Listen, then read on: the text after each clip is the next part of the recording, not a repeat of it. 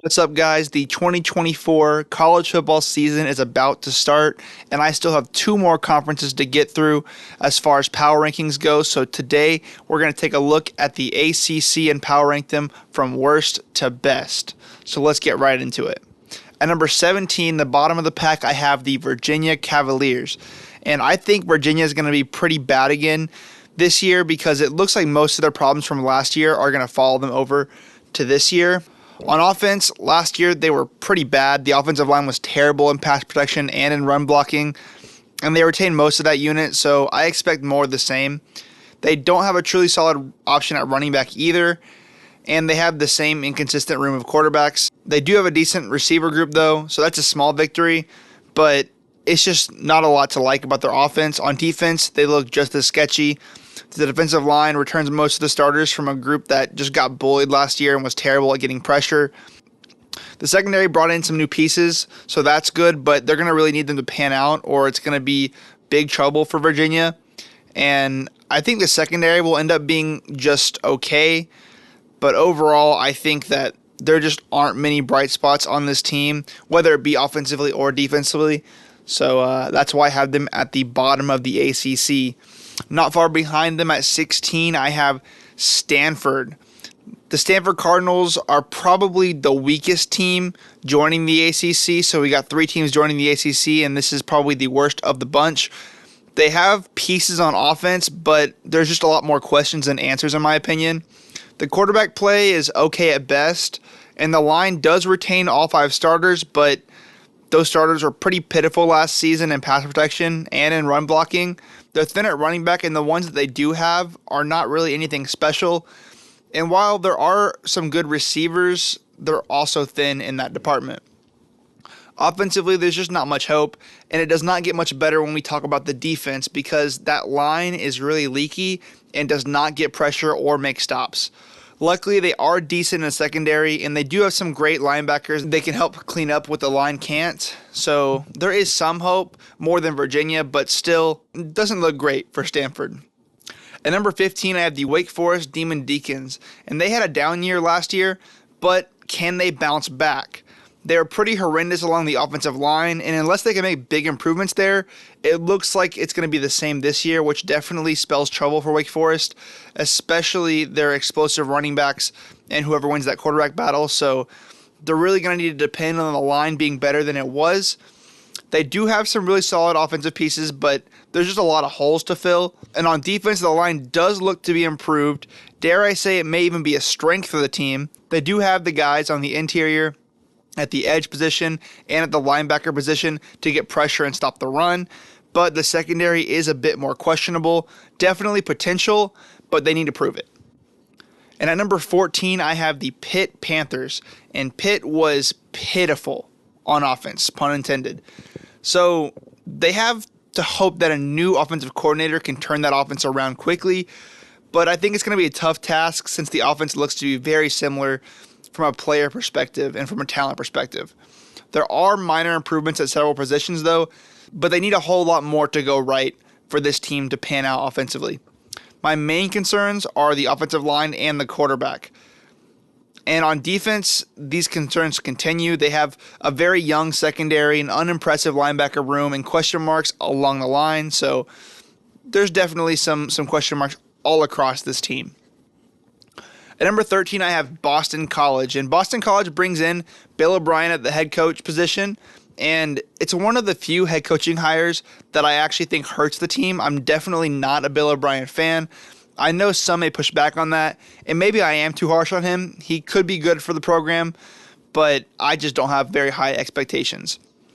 And I think Boston College does have a dangerous quarterback in Thomas Castellanos, who definitely should be a problem for defenses on the ground and through the air.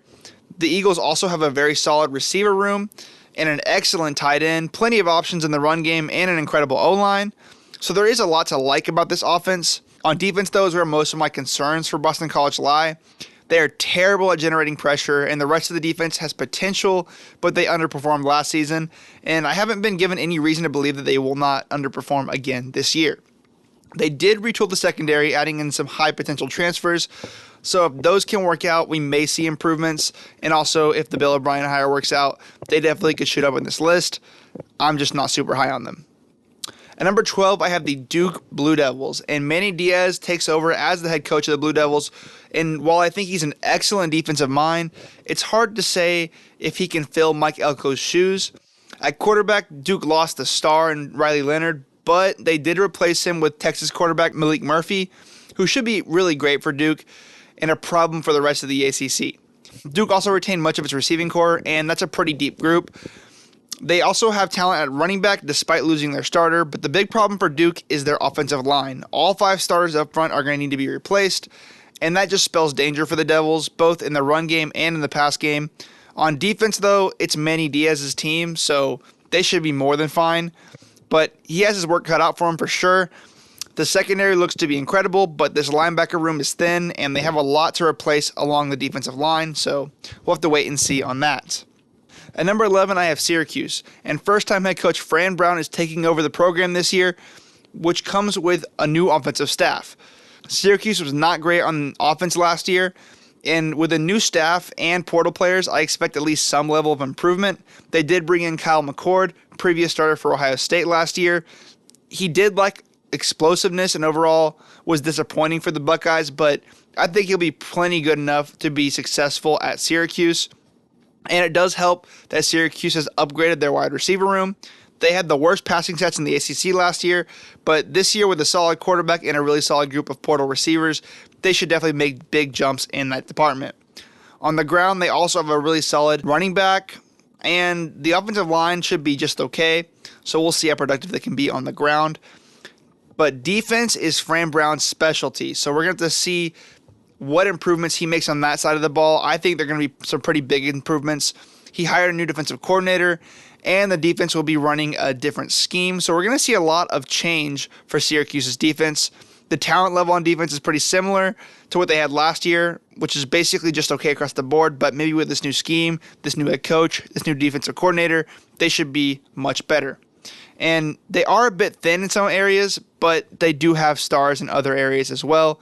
Basically, defensive improvement will depend on if Fran Brown can use his expertise to get more out of what they have than the last guy was able to do. And at number 10, we have the Cal Golden Bears. And most importantly for the Bears, they return their monster running back, Jaden Ott, one of the best running backs in the country, and I think he will be a focal point for this offense once again. At quarterback, they are still rocking with Fernando Mendoza, who had plenty of freshman mistakes last year, but was really solid for the Bears overall. And experience and development should clean up some of the mistakes he had last season.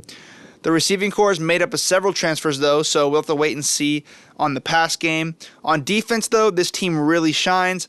They led the nation in takeaways last year, and most of the talent that contributed to that is still there. It's returning talent. They have elite talent at linebacker and elite talent in the secondary. And they also have a really experienced and strong defensive line, even if the pass rush is not the best. At number 9, I have the North Carolina Tar Heels. And Drake May is gone at quarterback. But I do still expect to see North Carolina have a really good offense, or at least a pretty good offense. Max Johnson is likely going to be the starter for the Tar Heels, and he's definitely no Drake May, but he does have some experience under his belt, so I think he should be fine at the very least. And there's no shortage of guys for Johnson to throw to, as North Carolina has a lot of talent at tight end and at receiver. But the real star of the show is their running back, Omarion Hampton, who should continue to terrorize defenses. The line had some issues last year in pass protection, so North Carolina is now relying on some transfers to get the job done.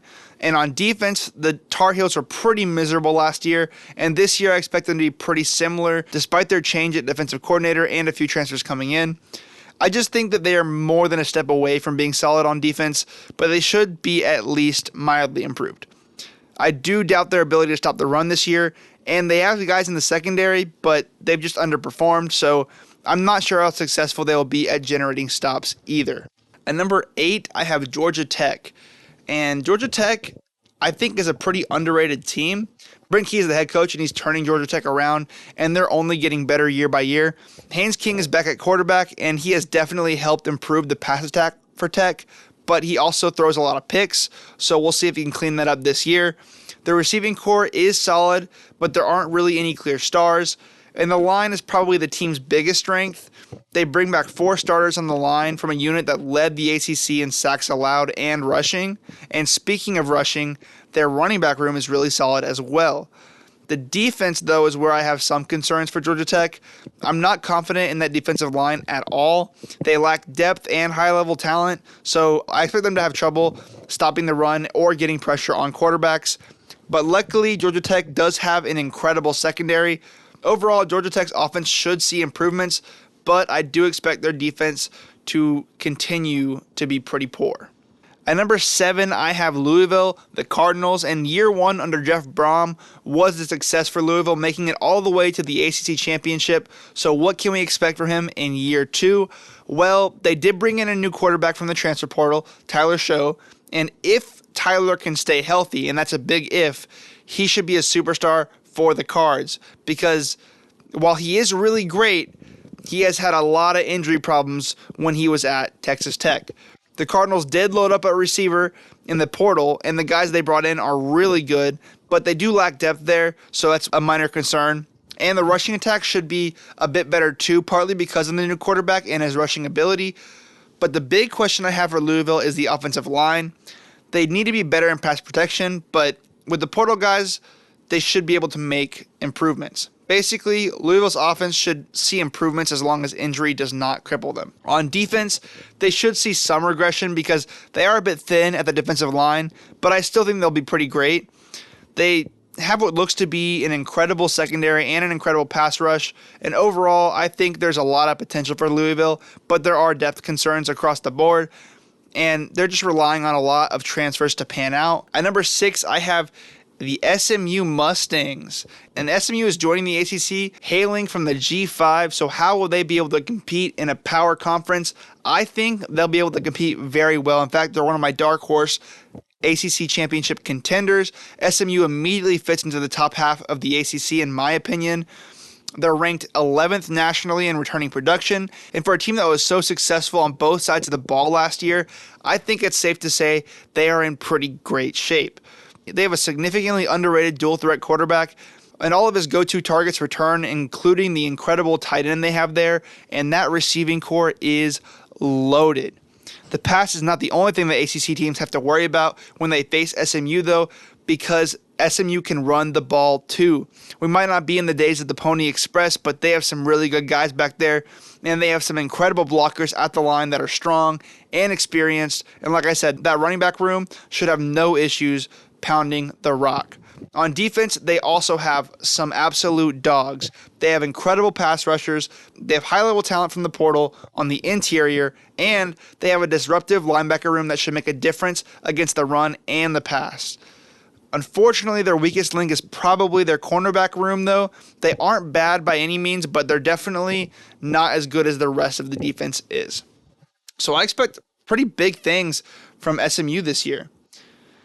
And at number 5, I have North Carolina State, the Wolfpack. And they've been pretty consistent over the past few years. Solid, but never quite elite. On offense, North Carolina State wasn't anything special last year, although they did seem to find their footing a little bit late in the year. So hopefully they can continue that trajectory into this upcoming season. They bring in Coastal Carolina's quarterback via the transfer portal, who should be an improvement and one of the better quarterbacks they have had in a while. He is super accurate and can do damage with his legs, which should make up for the fact that he does not have a huge arm. And McCall has a dangerous wide receiver group to throw to, led by ACC Rookie of the Year, Kevin Concepcion. They should have a much better passing attack. Unlike last year, the rest of the receiver core will be able to do real damage. So it won't be as one-dimensional of an offense as it was last year. While North Carolina State did not get as much out of the running backs last year, they should be in better shape this year, bringing in a lot of talent from the portal. And along the offensive line, North Carolina State should be incredible. And the same can be said for their defensive line, just a great team in the trenches. And as far as the defense goes overall, they did lose some major pieces, but they should still be really good. Among those losses, though, includes the best linebacker in all of college football, Peyton Wilson, as well as their number 2 tackler. And that room is going to be entirely new, so I definitely expect regression there. And on the back end, they should be really solid. They retained great players and added a few from the portal. And this should be a dangerous team to pass on. They have a deep and talented secondary for sure. At number 4, I have the Virginia Tech Hokies, and this may come as a shock to some having Virginia Tech at 4, but I think they'll be the sleeper team of the conference. They have one of the highest returning production percentages in the country, and they have really started to blossom late last year. So I think that with offseason development, time to heal for some of the guys that were injured, and some additions to the portal, this team will be better than people think.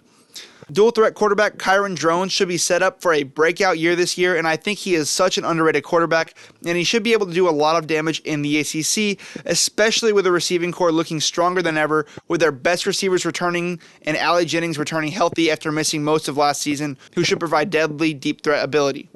Their pass-catching tight end is also back after missing much of last season, and they should also be really solid on the ground when they need to be. The only question mark I have for this team is the offensive line. They made improvements last year, but I think they need to take it a step further if they really want to soar on offense. So we're going to have to wait and see what they can do with that offensive line being maybe not the best. On defense, though, Virginia Tech was really great last year, number 2 overall in the ACC, and their ability to get in the backfield was elite. And with their 2 edge rushers returning, they should be able to be just as good, if not better. On the interior, though, is where I think Virginia Tech is relying on more transfers, but they have really good ones, and if they pan out the way I expect them to, I think Virginia Tech can be really brutal on defense. One of the Hokies' biggest flaws, though, was their run defense last year, but with the replenishing of their defensive line and the loaded linebacker room that they have, that should be a problem of the past as long as they can execute. The Hokies led the ACC last year in passing defense, and I don't expect much different this year. The secondary returns most of the guys that they had, and while they weren't great at forcing turnovers, they were amazing at shutting down the pass game.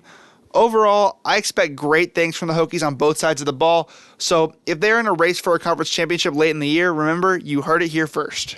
At number 3, I have the Miami Hurricanes, and Cam Ward is in town at quarterback and looking to elevate the Canes to the head table of the ACC. And if Miami is going to be a power player in the conference under Mario Cristobal, I think it has to be this year. Speaking of Cam Ward, I could easily see him being the best quarterback in the conference, probably one of the best pickups in the transfer portal this offseason, if not the best. At receiver, the U is deeper and stronger, led by returning star Xavier Restrepo. In the tight end group, underachieved greatly last year. I don't have any reason to believe that they're going to be anything special this season, so that might be a flaw. But at running back, they brought in a monster in all Pac-12 running back from Oregon State, Damian Martinez, and he should greatly improve their rushing attack. The Hurricanes also have some top-notch talent along the offensive line, so the transfer running back and quarterback should be able to be put in a situation that is very favorable for them. On defense, I expect the Canes to have a really strong front as long as everyone is healthy throughout the year, and they should be really solid at linebacker as well, but that secondary is where I expect to see some of Miami's flaws.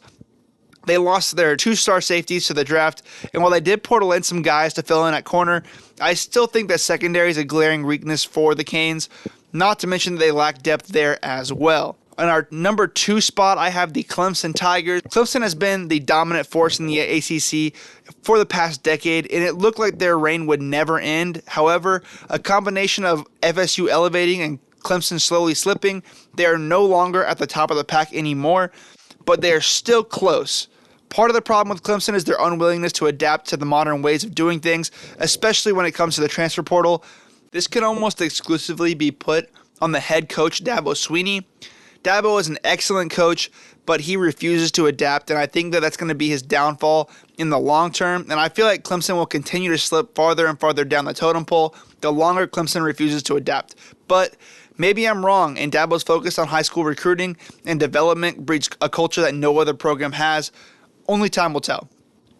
As for the here and now, I think Clemson should look very similar to what they were last year.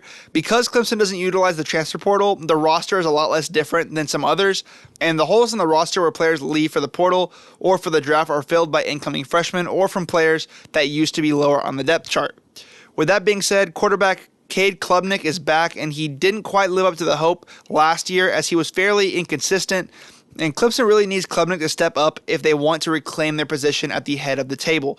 But whether we will see him actually be that for Clemson is still unknown. He has plenty of potential and plenty of talent, but can he put it all together?